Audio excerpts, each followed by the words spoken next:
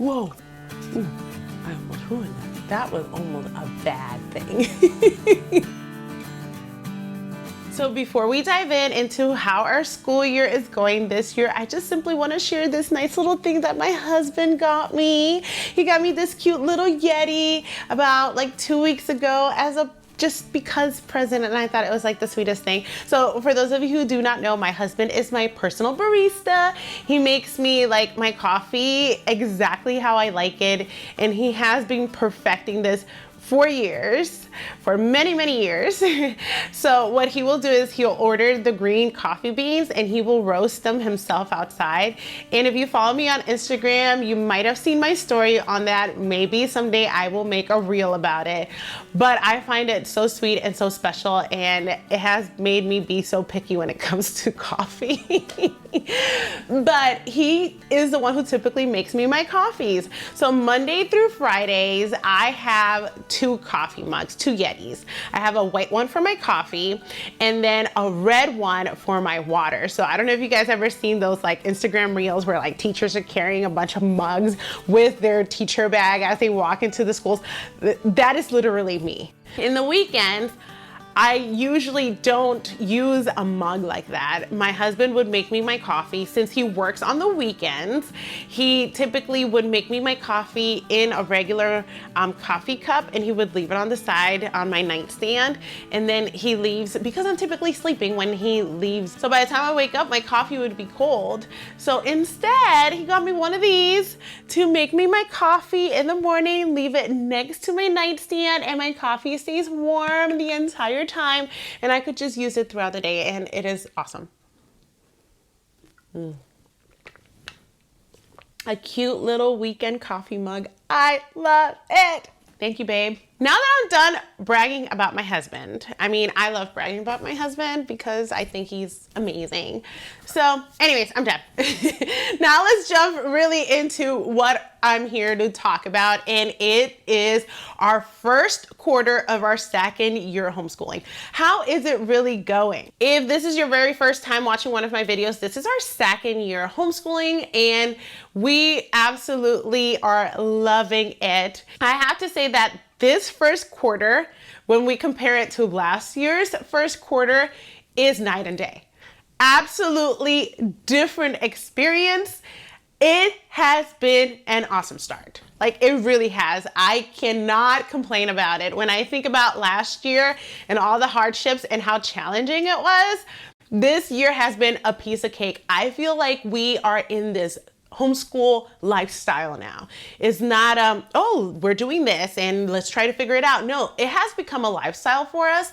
And I think because it has become a lifestyle for us, it has become much simpler to continue on into our second year. So what are the things that have made this beginning of the homeschooling year so much easier, and it has made us feel like we've had such an awesome start? Well, the first one is that we already have our set routines. We don't have to experiment. We know exactly how things are gonna work and when are things gonna get done. We know our expectations. I feel like last year we didn't know what to expect. And this year we are already set. We know the expectations. The kids know the expectations. So the flow of things is much better. Another thing that has made this homeschool year much smoother than last year is that my husband and I, as well as our kids, know the curriculum. They know how it works. They know the expectations. They know the rhythm of it. And because of that, I feel like stress has been a lot less. It has been much smoother. We know it very well. We love the curriculum that we use. We use ABEKA, and it just fits so well with our family lifestyle and our daily routines. Knowing the curriculum that we're using and how we're using it has really made this an amazing start to the school year. And also, I feel like this is the most important thing that really has helped us with this second homeschool year being so nice and smooth, is that we know our kids as learners. We have gotten to learn their learning styles, what are the things that work for them and what things don't work for them and what things need to be adjusted and how is it that they learn best and what is it that motivates them.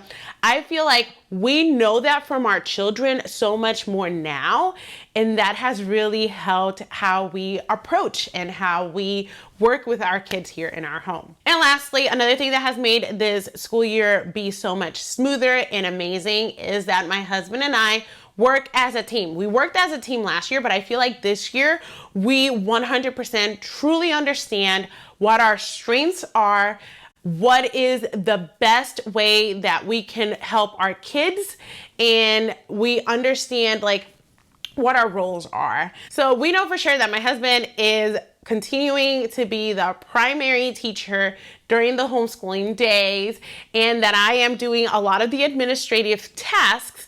But this year, instead of just doing cursive with my son, I've also taken the reading portions. So I'll get into that in a little bit. Something that was different this year from last year was our work schedule. So we still started our school year with a nice, slow, gradual increase to just get the kids acclimated to what they were working on this year. But when it came to our work schedules, there was a shift in how we worked. So as many of you guys know, my husband and I are both full-time working parents. I am a teacher. Specifically, I am an ESL specialist for grades K through 8. And so I work a typical school year schedule. So I work from late August up to beginning of June. And then I have the summers off. And then my husband is a personal care provider. So his schedule varies and there is some flexibility in his schedule. This particular summer and the first month of school, my husband worked during second shift. So my husband and the kids pretty much homeschooled here at home every single day, the typical hours, I guess we could call them. And so my husband would be here home with the kids, and then I would get home, we would have dinner, and then he would leave to work. And so I feel that that was different than what we were used to, but it did kind of help at the beginning of the year, especially with our daughter starting kindergarten and getting her situated in doing like those full kindergarten days. Now my husband is back to his regular shift. So he works during the weekday, certain hours, but then he also works on the weekends to make sure that he does all the hours. So in the weekends, obviously he doesn't have the kids with him. I'm the one who does that, and he goes to work. Something that is also different this school year is that our son is doing book clubs at the library. Our local library has this amazing book club program for like depending on grade levels and depending on age levels. So we started this in the summertime. My son gets a new book every single month from the library and I sign him up for it. He reads it here at home on his own, and it's typically a very high interest book for him. So he reads it, and then once a month we go to the library, and the book that they read that month, they will discuss it he's with kids around his age level. So, and surprisingly, a lot of those kids are also homeschooled kids. So it works out great. So he goes there, they do the little discussion, they do an activity, and then they have a snack, and he gets to meet other kids his age, and my daughter comes along with us, and she enjoys these book clubs as well. So that is something that we're doing that is different and that has been enjoyable. Something else that we're working on this year is on expanding with the art and music. So at the beginning of the school year, I showed you guys that we have these art kits. Our kids are loving this, and I feel like art has now become a whole family thing. One person sits down to draw something, and we will all sit down to draw something around the same theme. Like we did this whole portrait of each other. Like I did a portrait of my husband did a portrait of myself, my son decided to do a portrait, I don't know if it was of himself or something, and then my daughter decided to do a portrait of me. So it was just sporadic and it was fun. We've done like landscapes, we've done all sorts of different art projects that have been spur of the moment. You know, like we're sitting down, it's Saturday, we're done with everything, or we're done with dinner. Hey, let's draw this. So that has been something that has been really good. We do an ABC drawing game. And we started doing this game back in 2020. And we love it because it doesn't matter what level you're at. You can participate in this game. The way it works is like, we all take turns. Everybody gets to at least go once. And sometimes we've done 2 or 3 rounds. So let's say it's my turn and I pick the letter C. Well, everybody has to draw something, including myself, that represents something that begins with the letter C. It could be the soft sound or it could be the regular hard sound. And we all take like 5 to 10 minutes to draw something. After we are done, like it's typically like 5 minutes. After we're done, we show it to everybody else and everybody else tries to figure out what it was that we were trying to convey through our picture. And it's so much fun. Our daughter, I remember she was 2 at the time, and she would do her little scribbles, and she was still able to participate. So it's like a learning game, but also it ties in the art, and the entire family can participate. Maybe I'll do like a quick short sometime of us actually doing this, and I highly recommend it. But we have definitely been expanding in the arts and in drawing and appreciating the different styles of art and different art materials that we can use to create art, and also music. We are firm believers in like letting the kids experiment with all sorts of instruments before we actually do formal sitting down type of lessons, because we want them to love the instrument. We want them to be invested in it. We want them to be learning something that they actually want to learn, not something that mom and dad want them to learn. So far, Noah is really loving the piano.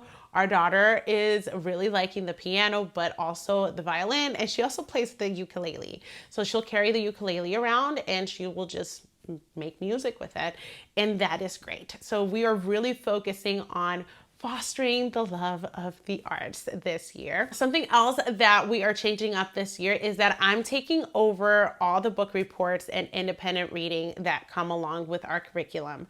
So last year it was more my husband, the one that was doing that.